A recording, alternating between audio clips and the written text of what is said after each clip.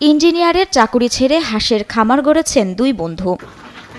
এই হাঁস বিক্রি করেই দুই বন্ধু হবেন অর্ধ কোটি টাকার মালিক। এটা আমরা 30 থেকে 32 লক্ষ টাকার মতো বিক্রি করব।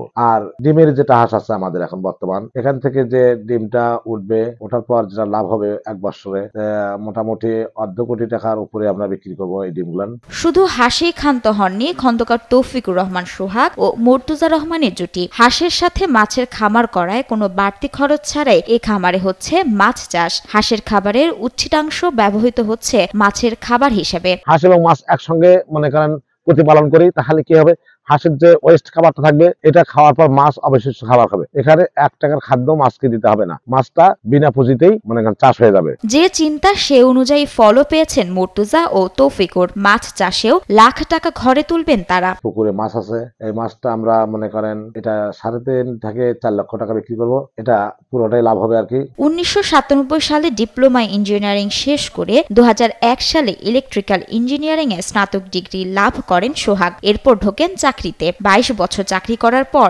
নিজে কিছু করার ইচ্ছা জাগে তার। 2001 সালে গ্রাজুয়েশন কমপ্লিট করি ইলেকট্রিক্যাল ইঞ্জিনিয়ারিং করার পরে আমি 22 বছর জব করার পরে সিএনজি টেকনোলজিতে ছিলাম। শেষের দিকে এসে চিন্তা করলাম যে আমি একটা সময় গিয়ে আমি হয়তো কোম্পানিতে আর কন্টিনিউ করতে পারবো না। যখন বুঝি তখন থেকে একটা স্বপ্ন ছিল যে নিজে কিছু করব, সেটাকে আস্তে আস্তে আস্তে আস্তে চিন্তা আরো বাড়াইতে থাকলাম। আমাদের দীর্ঘ সময়ের একটা পরিকল্পনা, তারপরে আমরা গ্রামে আসি। চাকরিতে থাকা অবস্থায় দেশের বিভিন্ন এলাকায় বিভিন্ন হাঁসের খামার, মাছের খামার ও ডেইরি ফার্ম ঘুরে দেখা শুরু করেন সোহাগ। এরপর হাঁসের খামারেই বেছে নেন উদ্যোক্তা হওয়ার পথ। বিভিন্ন জায়গায় গেছি, হাঁসের খামার, বিভিন্ন ডেইরি ফার্ম ঘুরছি। ঘোরার পরে বিভিন্ন ফিশারিজ মাছের খামারগুলোতে গিয়েছি।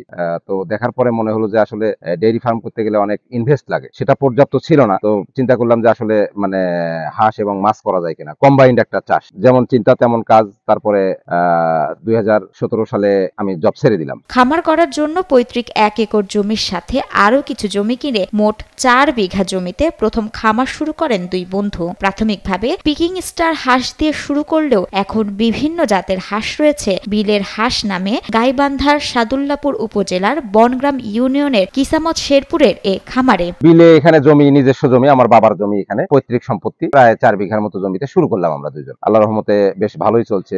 পিকিং স্টার মাংসের হাঁস, বেইজিং মাংসের হাঁস, হাঁসের যতগুলো জাত আছে সেগুলো সবকিছুই আমাদের করার ইচ্ছা আছে। কাক ডাকা ভোরেই শুরু হয় খামারের কাজ। ডিম সংগ্রহ থেকে ডিম বিক্রির কাজ করেন দুই বন্ধু। তৌফিকুর ও মুর্তুজার এই খামারে 1000-এর অধিক হাঁস রয়েছে, যা থেকে দিনে 800-এর বেশি ডিম পান তারা। প্রতিদিন বিক্রি হয় 15,000 টাকার ডিম।